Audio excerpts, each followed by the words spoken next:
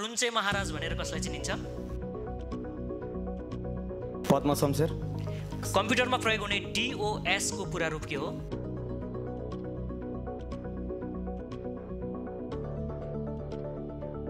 Pass.